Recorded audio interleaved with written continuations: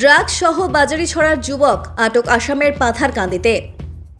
নিষিদ্ধ ড্রাগস পাচার করতে গিয়ে শেষ পর্যন্ত পুলিশের হাতে ধরা পড়ল এক যুবক। জানা গেছে, শুক্রবার সকালে বাজারিছড়ার শান্তিনগর গ্রামের প্রয়াত আকদ্দস আলীর 25 বছর বয়সী ছেলে আসকুর উদ্দিন ড্রাগস নিয়ে একটি স্কুটিতে চেপে পাথারকান্দির হাটখোলা এলাকায় পাচারের মতলবে অবস্থান করছিল।